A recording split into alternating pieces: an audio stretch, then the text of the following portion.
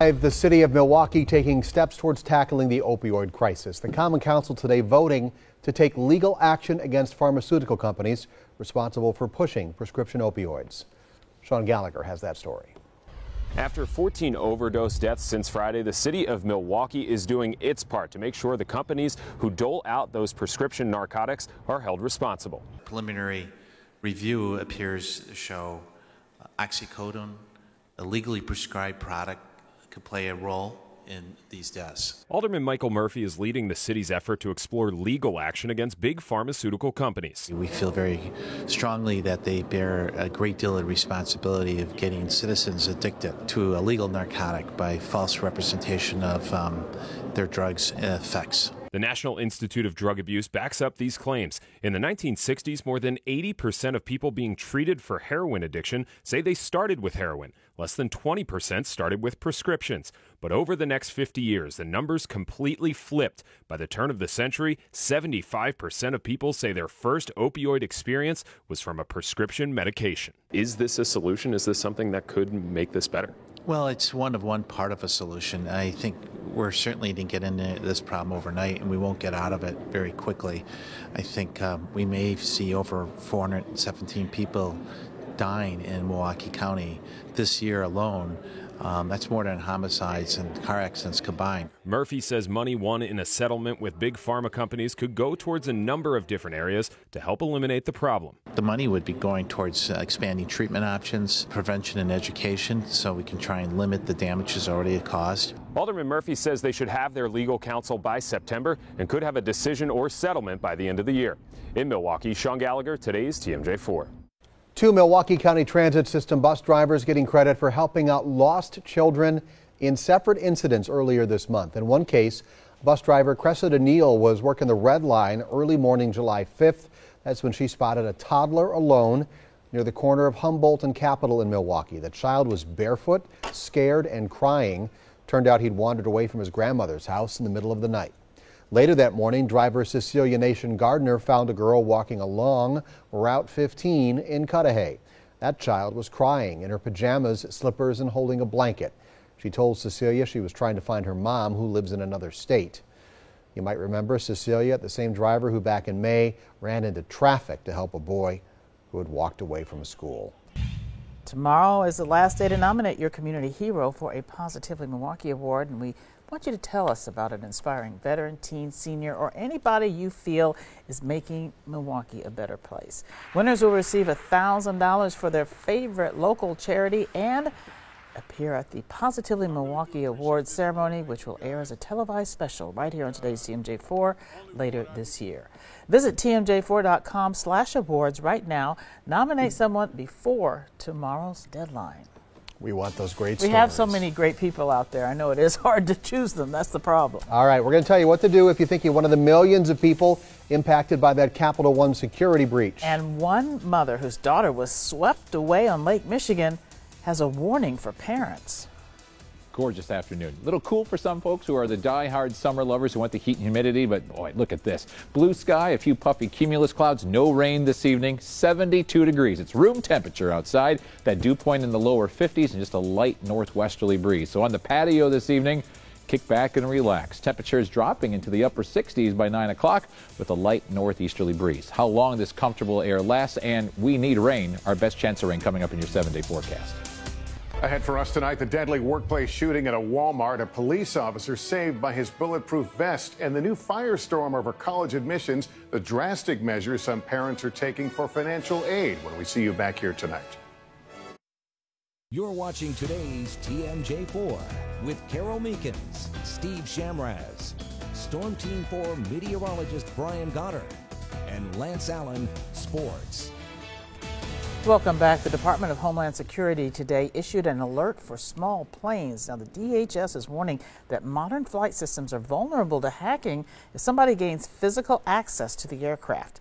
Plane owners are now being urged to make sure they restrict unauthorized physical access to their craft until safeguards are developed. The woman accused of hacking Capital One reportedly boasted about it on social media.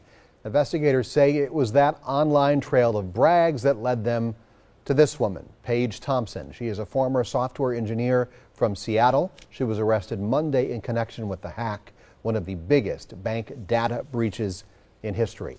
The numbers from that security breach are staggering. More than 100 million credit card applicants are put at risk, about 140,000 social security numbers, 80,000 bank account numbers were all potentially at risk here, according to a statement from the bank. Security experts do have one piece of advice if you think you were affected here. Just assume you've been compromised. That means take precautions, protect your identity, get a credit freeze. Capital One plans to offer free credit monitoring and identity protection services to anyone affected by the breach. Sign up for that, and security experts say change your passwords now just to be safe. A Michigan mother is warning others about the danger of jumbo inflatables in open waters. Last summer, Courtney Kaiser Sandler watched helplessly as the wind pushed her 6-year-old daughter Sophia out onto Lake Michigan. She was swept out a 1.5 miles away. Friend yelled, "Sophia's floating on the raft." We're all trying to swim towards her, and she just kept on going, just like a little sail. I mean, and no matter how close we got, it was like she was still 10 feet away. Very scary. Sophia was rescued by firefighters. Safety officials recommend that you check the wind direction before you head out to the beach. Storm Team 4 time now. A beautiful summer day to pack up the family and watch the penguins at the zoo. Found a lot of folks today with the same idea. Brian Goddard has the Storm Team forecast for the rest of the week coming up next. Carol, you could soon get your air conditioning to go. Sony has created a body cooling device you can wear. It's hidden in a little built-in pocket on the back of a t-shirt, specially designed to move the air around your body, and it's controlled with an app. That's your thermostat. I'm told it can cool you down about 20 degrees. I think that sounds like a very good invention. And it'll cost $120. Especially for people who don't like high heat and humidity. And Brian, I think on this day I have to give it, on the Meekins meter, a 10.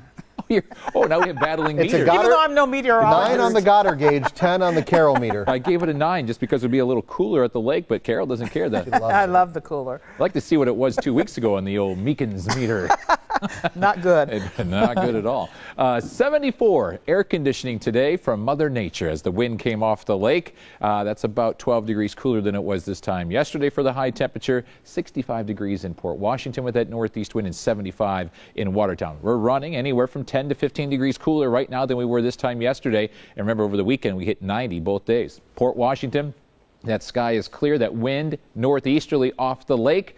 And so your temperature is only 65 degrees. Here in the latter portion of July, little break from the heat and humidity. 71 here in Milwaukee. That's 9 degrees below normal. That northeast wind's at 13. That will be dying down. Mid to lower 70s across southeastern Wisconsin. Rainfall the last 7 days. This is an easy graphic. Zeros across the board. And get used to it. Yeah, we had a trace of rain yesterday morning. That's not really measurable. And this trend is going to continue. Wednesday, Thursday, Friday, we are dry. There is a chance for some scattered pop-up showers late Saturday afternoon with a little bit more humidity. The reason for the dry spell? High pressure the next couple of days just to our north. And since it is to the north, we're getting that northeasterly wind, so it will be cooler at the lake. You notice some rain in Iowa. That high pressure acts as a roadblock, is pushing it south, so we get no rain from that. 66 degrees this evening, clear and cool for this time of the year. 66, you might have to bring out a light jacket or a sweatshirt with the light breeze, or just be like Carol and be like, Dew points in the upper 40s to lower 50s. There will be 40s for lows in the Northwoods tonight, and it'll be in the 50s here locally. That dew point forecast continues to look great. Comfortable air. For today, tomorrow, Thursday, Friday goes up a little bit, and then Saturday you'll notice a little bit more humidity as well. Tomorrow morning, because of the dry air and the clear sky and the calm wind, we're talking mid-50s at Hartford and West Bend. How about a 53 in Beaver Dam, 58 in Kenosha, and 59 here in Milwaukee? It was literally a week and a half ago our low temperatures were near 80 degrees. State Fair forecast still looks fantastic for Thursday for the opener. 78 degrees, mostly sunny, a light easterly breeze, and of course the humidity is low. And all the vendors out there love it when the temperatures are comfortable because we just eat more food. And there's so much to choose from. Future forecast, that northeast wind kicks in tomorrow afternoon, and that'll keep us into the 70s, could be 60s.